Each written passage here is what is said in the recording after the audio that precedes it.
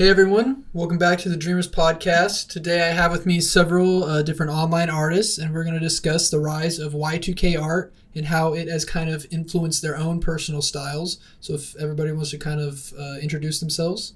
My name is Klayaut, also known as Kaysar, and I do digital art. My name's June. I do art sometimes. My name is Fwdereon. I do art all the time, and that's my fucking life. Yeah, my name's Proam. Digital artist. I do 3D art, and I'm the creator of Dreamscape. And I want to add some things about June and Clay. Clay, he's all over Pinterest, all over TikTok. Everyone knows him for his Klayaut character that looks like a star. It's yellow. And then June, she's very popular on Instagram and TikTok. She's known for making her Y2K art tutorials. And then Darion, he's moving up on the 3D art spectrum. He's working with a lot of big artists. Photoshop. Let's not forget. Yeah, he's a Photoshop god. So we're all in the Y2K art spectrum, and we kind of would say we're kind of pioneers in it, especially Klayout, and I would say June too. All right, so man, I guess just to start off, what would you guys say are some of the defining characteristics of Y2K art? Like when I think a lot of us can tell, and it's a very popular style of both clothing and artwork nowadays. But what would you guys say are some of the most defining characteristics of this style? Fashion. Certainly fashion. Thing about Y2K, I don't know if a lot of people know this. If they should, because it's in the name. Year 2000, right? A lot of references back towards Y2K art derives from like Billionaire Boys Club or like BAPE or whatever, right? That typically seems to be like the where people draw back from. But even like with like baggy clothing and whatever, right? Which is also from like skate culture, whatnot. It all ties back into just clothing because that's like what like pioneered and like really pushed the movement. But like anything Y2K, like it could be people mix up cyber Y2K with like I said, just BAPE or whatever. But cyber Y2K was actually the implementation of like old technologies, but they wanted to make it look really futuristic. So they had like really a ton of chrome stuff, right? Like I don't know if you guys remember the old like MP3 players that you could put to your side with like the little mini headphones. Mm-hmm.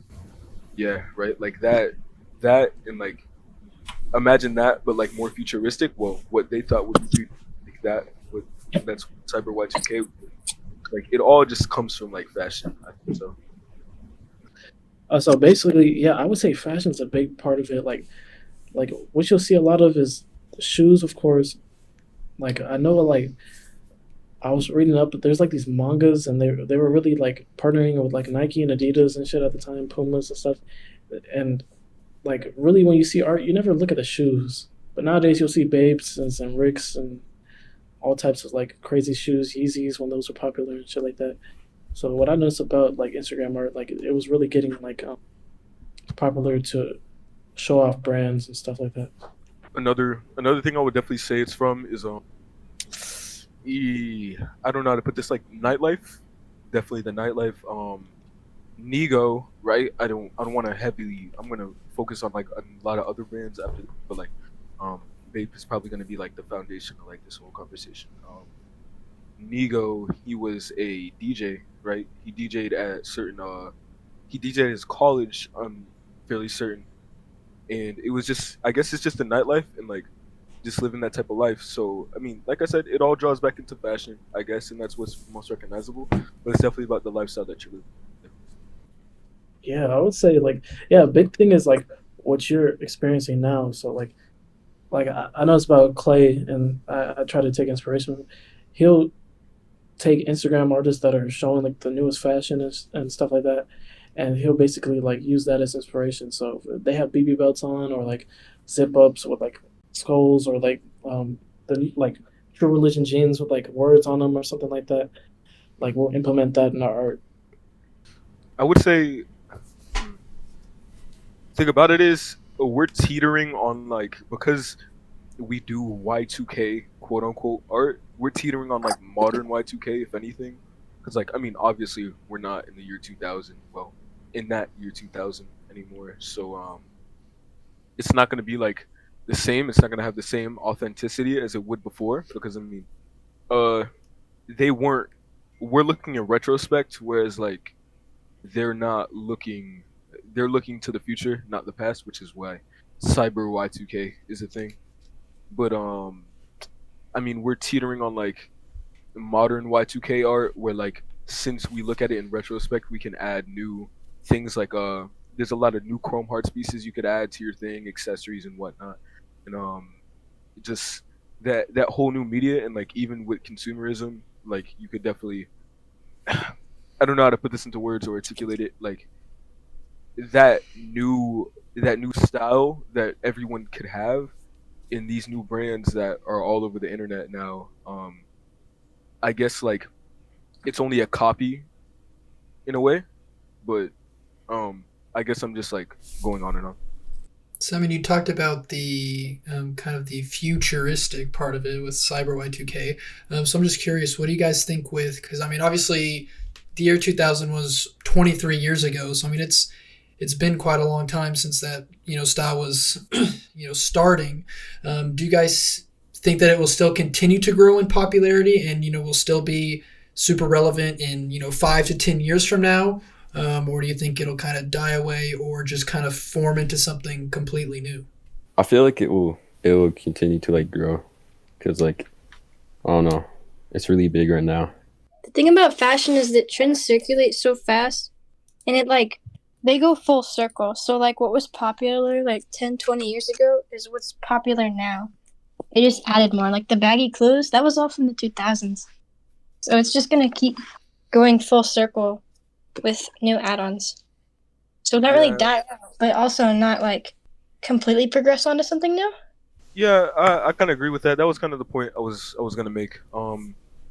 Get bigger. Y2K art get bigger is like, or just Y2K in general get bigger is kind of like a.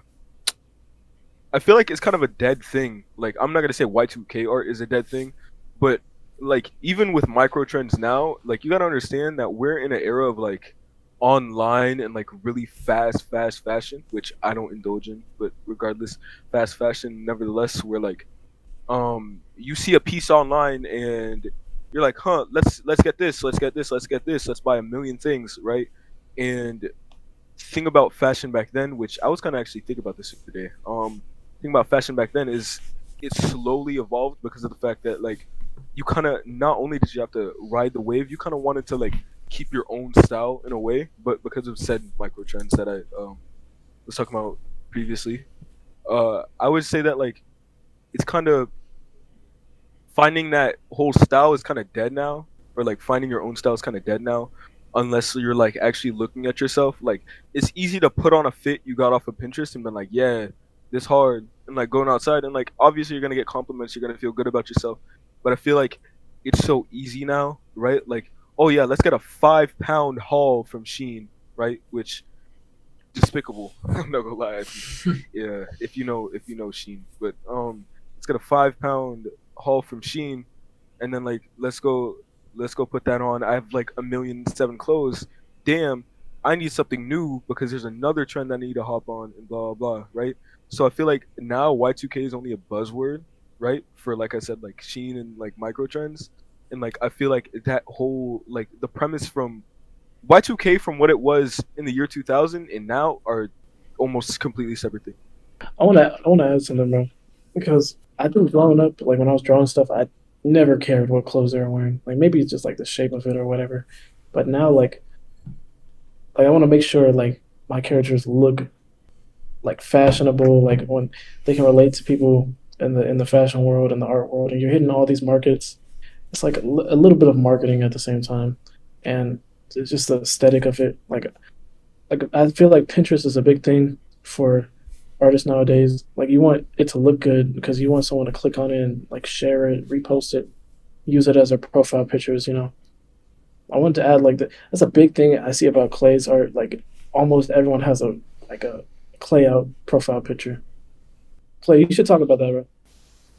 Yeah, I remember you were mad at that. You posted in the Discord. You were like, "Oh yeah, uh, I'm the artist, and everybody has my profile picture, but nobody knows it's me." Yeah, I think it's cool that I like scroll on TikTok, just like looking at the comments, and then like just like the top comment has like the profile picture, which is really cool. Like, even on like other platforms too. So the thing about how trends work and how if you're really into trendy stuff, it's easy to blow up fast, but it's so hard to like if you're doing something that you actually enjoy that was an old trend and people consider dead, it's not gonna do well. So like it's almost like you can't even do what you want anymore. Like I used to do the art that I did revolved around or it still does, it revolves around trends. But every time that I try to post something that I actually like to do or something that I enjoy that's not as public, it doesn't do well at all. And it really fucking sucks. Yeah, that's the same for me too. Yeah, I definitely get that. I feel like when it comes to art, though, like, I feel like there's another word for this, or there's probably gonna be like someone who mentioned, like somewhere in the future. But like, I'm gonna call it like the Cardi effect, where like you're gonna be on like the forefront of like everything, and you're gonna be pushing the movement, right? And I feel like as artists, like you wanna be somewhere ahead of that, just a little bit, every time you do something, right? In order to like not only push that, but like you're keeping it fresh or whatever, right? And that's what I try to do. Like, and even if I don't get any like clicks from it or views from it, like I know that like it's somewhere in between like the fashionable like for everyone and then the fashionable for myself. So I kind of keep it fresh with myself, you know. If that fixes anything, you know. I feel like if you put in the work, there's gonna be two ways it can go. You can blow up by chance, like you can just generally just do it because you love it, you know, like the right person can see it, and then boom, you're like a big celebrity. You're like Klayaut. Or you could be like Darion, where he's like constantly evolving his work, and like each thing it's like a competition to him. Like he's like, oh, this one, I know it should pop off, but I just don't have the right audience. But it's not about how much views and likes I'm getting. It's more about like, oh, I'm gonna outdo myself on my next post, and in the future, I'm gonna have all this fire shit that everyone's gonna look at, and they're gonna know I put in all this work. So it's gonna be like it's worth it for me, you know. But at least I know my worth. Like at least I know I'm really working hard on this, you know. It's all about just having a competition with yourself. He kind of right. It's just like it's somewhere with your work you just got to improve on yourself. Like just try something new or whatever. Like even if it's in the same genre or something like that, just go ahead and like push it, and it'll work out eventually somehow. Everybody has their moment. It took. I kind of just look at it like this. Like I look at a lot of art pages that are like really, really popping, super popping. Let's say 760s. Why not? Right? Because I mean, you guys are mostly we're split between like drawing and like whatever. I mean, I go to school for drawing, so I guess I could cut myself. But like even with like really popular art accounts, like it takes them 100 posts, 1,000 posts. Let's look at Lord Stingray, because I mean I'm a 3D artist, right? Let's look at Lord Stingray. Lord Stingray, he has 165 posts. I'm nowhere near that right now. I'm 24 posts in, right, and I have 436 straight off of art, right? So I mean, it's easier to get from 1,000 to 2,000 than it is from 0 to 100. If you get what I'm saying. Yeah, I got 200 posts. I feel like it took like a long time for me to blow up. I'm not gonna lie. Like maybe like around like 60 or something like that. Cause like I used to like post art a lot, but like I feel like it's because my style changed a lot. Cause like if you go to my old posts, it's like you can like really tell the difference. Yeah, I think once you create something original, and I want to say like I don't know if it's just a character or like just a style that doesn't look like anyone else's. I want to point out like June, like her style doesn't look like a lot of people's, and I feel like it's when it's something people want to replicate. That's how you know, like, oh, I'm popular Yeah. right now. Like, oh, I just want to take this part of it because it just looks good, and then I'm gonna like change it up because I know I can't be that person. Clay, bro, people just copy his shit and like try to switch it up a little bit, like no one noticed, and they just like bite his style and shit because they know it works. Like they don't do it for the art, bro. Clay does it for the art. They do it for the views. It's kind of sucks. It's kind of exploitive at the end of the day, because like I saw a Kaysar shirt while I was at the outlet. That wasn't his shirt. That's for future. He didn't make any money off of it. It's all good. That's crazy, you know. I mean, that's the beauty of it, though. Like Chinese knockoff brands, like think about it. Nike and BAPE, like they're obviously always competing, but I feel like Nike will always be the superior one, and BAPE is just a cool little brother. It's because Nike's more mainstream. And BAPE Yeah. does their own thing. Nike started BAPE though. Like there Well, were yeah, whoa, but whoa, Nike. whoa. I wouldn't say that. If you know the history of anything about BAPE, I wouldn't say that. I wouldn't say that at all. That's kind of pushing it. Well, let's not get into Okay. the specifics. well, I'm talking about BAPE still. So my bad. I was gonna say like, whoa. I was gonna say like that's kind of a bit much, don't you think? But if you know the history about vape, that's kind of like pushing it. But yeah, I want to ask this question. You know how there's the vamp era and stuff like that? I feel like it's still going on. Mhm. How come no one ever draws them? I've never. I know What, some people opium? do. Yeah, we do. I do. I think it's like, no, but it's not. It's not as big as the Y2K. I think Y2K is like bright colors and stuff, and the vamp era is just so dark and shit. You know. I would say with like opium and stuff, like we are allowed, we're allowed like minority. I would say like we're allowed minority. You would think that Playboy Cardi has like astronomical numbers, right? Like, but really, in all reality, we're just really like we're really loyal famous. If we look at Playboy Cardi to like let's see Spotify. I'm gonna use Spotify rankings, not it crazy. 15,941,337 monthly listeners, right? And then like let's say like NBA Youngboy, right? Who you would think would have fell off by now. He still has a million more, right? Like they're still popping or whatever, but you don't see any NBA Youngboy art, do you? Surprisingly not. Exactly. Or like let's say Trippy of Red, who currently has 23 million for 570,323 monthly listeners. I'm not seeing a whole lot of Trippy Red stuff now, am I? You know?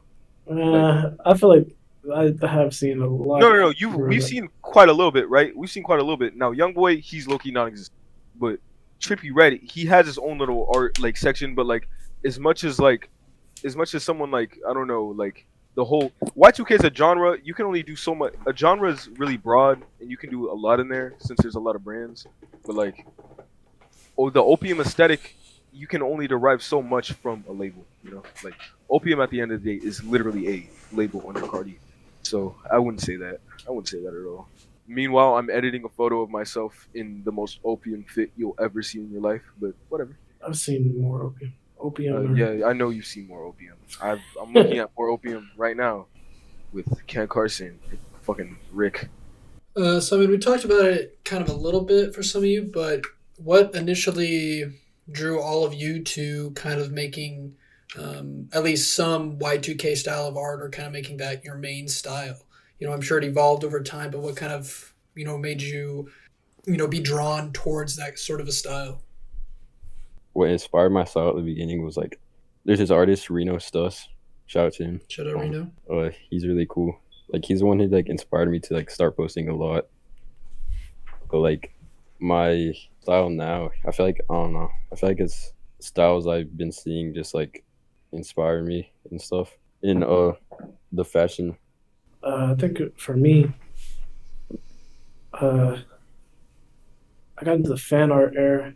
Like I think I started off with like my first big like shout out was Dante, and I feel like he does really good for his community. Like if you do some art for him, he'll put you on a story. A lot of people will get to see you, and it kind of gives you like a dopamine rush. Like where you're like, damn, like someone big saw me. Now like all these other people really appreciate my art. Get a little bit of followers from that, and then you kind of like you start going to the next person. Like, oh, who else would recognize me? Oh, Trippy Red, he be fucking with that. Then like I started doing like underground people like Cash Dami, like he was pretty big on TikTok. And then like what's next? Young Chris. Like it's just I got into a loophole where I started falling into the underground, not only because I know a lot of people in it, but it's just like they're looking for my art now. They want to buy it and they want to have it as their album covers. Album covers was a big thing before we started getting to like animated videos and stuff. So I was like big on the album covers. I think TikTok started like the fashion part for me. Like I just started seeing people showing off like a lot of things as far as like, oh yeah, I got this fit right now. Like no one, never seen anyone in the same fit. Like I always see people switching it up, and that's the only thing. Like when I draw my characters, like they'll only have the same clothes on if I'm lazy enough. But otherwise than that, though, like I think that's a difference from art now. Like that Astro Boy thing. Astro Boy, I've never seen him in any other clothes. Like, he'll have the shoes on, the little tiny shorts, no shirt. Like you would have thought he's poor or something. But like nowadays, if someone made Astro Boy, he would be wearing like new clothes every episode, probably. Like that's just how it is. I think it's like an ADHD thing or something. Oh, my art style. I've been drawing my entire life. My entire family is artists, so it's kind of just like there wasn't another option for me. But I was drawing like I would literally just copy like frames out of different animes that I watched. I was like 8. Okay, I wasn't posting it online and claiming it as my own, but that's kind of what got me started. And I was kind of shit at that, so I started progressing into something more I guess you could say unique, something just different. It was still animated looking, it was still cartoony, but it wasn't exactly like anime. And just small changes over time is how I got into my style. Really, for me, I had been doing Photoshop since I was like 12, right? So I was just really doing miscellaneous things, right? And I got accepted into like this art middle school, right? Funny, yeah, laugh it up. So got accepted into art middle school, and I got in for communications, right? Because I had actually been doing like writing and like speech, right? So yeah, that's why I kind of talk a lot. But I've been doing writing and speech, and my ex, right, who, funny enough, like, you know Shazam, right? This is kind of off topic, but you know Shazam, right? Her uncle actually made Shazam, but regardless, she was an art major, right? And I saw like her drawings or whatever. I was like, yo, that's really cool. I like that major better than what I do, right? And I had started drawing, right? And in school or whatever, they were like, yo, you're a wannabe art major, you're a wannabe this, right? I was like, damn, right? So I broke up with her. I got with another art major, and I had been designing clothes for a while, right? I had been designing clothes, and I guess that kind of kept me pushing. I was also doing NFTs, but that's besides the point. I've been designing clothes, and we broke up. And for a long time, I was like, damn, well, I want to get better than her. It was kind of like revenge or whatever. I don't know. I was on time, but I kept on going at it, and then like eventually I picked up Blender again, and I kind of just didn't stop from there. So like I kind of just kept pushing my own thing, right? But thing about it is like you're gonna start to let go of that stuff, and you're just gonna start to like do your own thing. So I guess after that, it was just for me and no one else. So I just kept on pushing, right? And it wasn't about the money, it wasn't about revenge. It was just about me liking art or whatever. And I kind of just kept it going forward from there. So yeah. And so, I mean, I think near the beginning of this, when you had said something about how you guys, or at least, some of your art that you make are kind of helping to, push Y2K to a wider audience, more people are seeing it and getting inspired by you guys. But I mean, obviously it's been around for a while. So I was curious as to who are other people that, maybe used to, I guess, pioneers of that style that maybe aren't as big today. I mean, you obviously talked kind of about Nigo and BAPE and some of that, but is there any other brands or artists that you guys think really helped pioneer the style and push it to what it is now? Lil Wayne, Soldier Boy, Those are two people off the top of my head. I can go on for days about them. Bro, I call you for real because you're the truth. Had a Louis V now. Love him. Bro, I want to say this. Whoever made Air Forces popular and then made BAPEs and stuff, like I feel like that was like an era. I remember. I really wanted to draw. Yeah, that was like I said, that was Soldier Boy. Soldier Boy, Lil Wayne, Eminem, and a couple of other celebrities. No, I'm talking about like in the last 5 years. Oh, in the last 5 years? Oh, then. Because they brought it back, of course. Like I feel like if we go back to the beginning of our conversation, all these trends are just circulating over and over and over. Like we might see like Yeezys back again, some 360 boosts or some shit. You never know. Like I just honestly can't tell nowadays. Like what about like Tyler the Creator? Like all his like golf stuff was like so popular. Like, but now nobody wears that. Or like Wolfgang, it's still popular in New York. Stussy too. Stussy, there we go. There, I was waiting on an epiphany to happen. Stussy. We're not gonna forget like skate streetwear because a lot of people confuse streetwear with Y2K, or a lot of people mix the two with each other. And I need to give credit where credit is due. Streetwear definitely pushes that, and like skatewear and whatnot. I'm just waiting on goth clothing to come back into style. So anyways, yeah. Opium is not enough. It's not doing enough. I need more. But yeah, Stussy for sure. When we talk about people copying art, I just want to say yes. I've seen a big thing. It's originality. I feel like this. You can take inspiration. You can definitely take inspiration from people, but yeah, for sure. Like it is pretty hard to like make things from scratch. Like you will need references. Like someone drawing from their fucking brain is not going to be like a normal thing anymore. I don't believe it. But mixing a bunch of things into one is cool, but like making blatantly obvious things and then just like passing it through, like that's what I hate. You know what I'm saying? Taking a real life photo and making a drawing, that's okay, because you have to like make it into your style. You have to form like the lines to look different. You're never gonna get as close. But I'm talking about like tracing someone's art style. I used to trace when I was a kid. I'm not even gonna lie. Beginner, you need to trace as a beginner, and then like you, for real, like evolve into like not trace at all. No, but if you say you're a professional artist, all you do is trace. Yeah, you're not. No, tracing is how you learn. Like, there's nothing wrong with tracing. The problem comes in when you like lay it off as your own work. Kanye too. I don't know why I didn't mention him, but Kanye West definitely pushed the Y2K movement. That was very late for some reason. I don't know why I mentioned him, but whatever. I gotta say, Family Guy is a big inspiration to me. What? I think Blender. I want to say this. I think Blender is gonna be pretty big, just because it's so accessible. You know, to like there's little 10-year-old kids learning it like that, know it more than me, I guess. So, I want to say another thing. We should bring back graffiti. We should bring back some old stuff. Minimalism.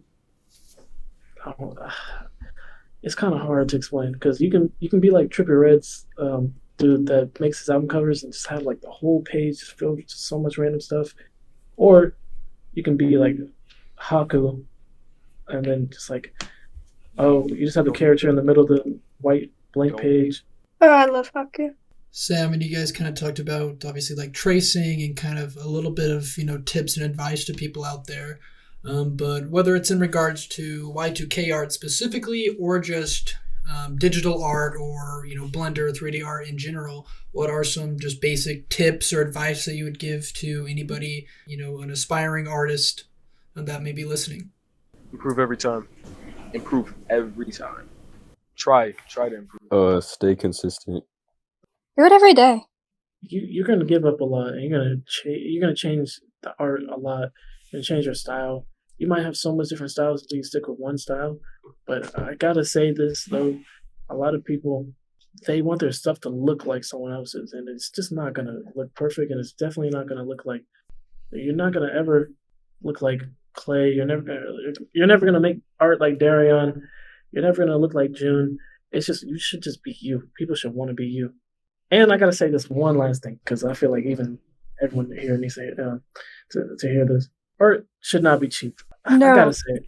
Nowadays, if you want art from someone who's putting their blood, sweat, and tears on it, like and you just gonna bug them and be like, bro, I need this shit by tomorrow and stuff. It's gonna be premium prices. Just like we can hit up like anyone who's making crazy beats and stuff, and they're charging like crazy. You won't see anything like it. I got something to add. There's this rapper, like, asked them their budget, and they gave me, like, a crazy price. I'm not gonna say any names, but, like, it's kind of crazy. Like, it was a low price. Yeah, and they have no value for it, bro. But they can charge so much for a feature and, like, flex about having money. But they can't put money in our artists' pockets. How can we continue to make art if we can't even afford to live? You know? That was the biggest thing for me, bro. Like I can't sit here and make art for my fans and shit if I gotta go work at Walmart or some shit. You know what I'm saying? Like, bro, I gotta make money. Sadly.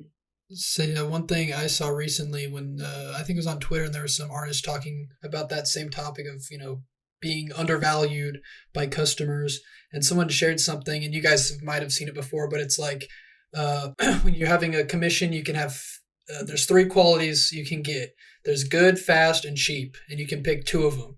You can't have all 3. Yeah. So if you can have it good and cheap, but it's not going to be fast. You can have it fast and cheap, but it's not going to be as good. Or you can have it good and fast, but it's not going to be cheap. So I think that's kind of a good thing to go in, and people need to be aware of, when they do reach out to other artists to commission a piece of work or, try to work with them, that, if you like them, make sure that you value their time, because everybody obviously puts a ton of time and effort into what they do. So make sure to, respect that. I gotta say this real quick. If you're putting money in my pocket, I'm gonna be so happy. Like I will do a backflip, handstand while drawing it. I don't care. You know what I'm saying? One thing I want to say is, go in with more money than you expect the artist to even ask you for certain, right? Because like one thing that me and Pro run into a lot, like somebody will hit you up, be like, "Yo, I saw your art. I think it's cool.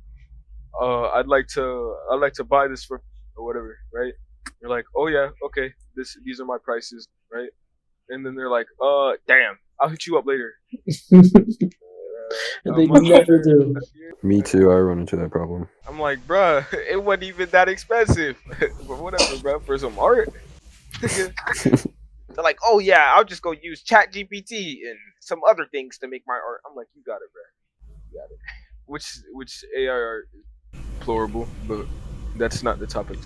Like back to what Pro Am said, is that I like every time someone commissions me, I'll follow them back and I'll like go out of my way to interact with them. Not because I want more money or I expect them to commission me again.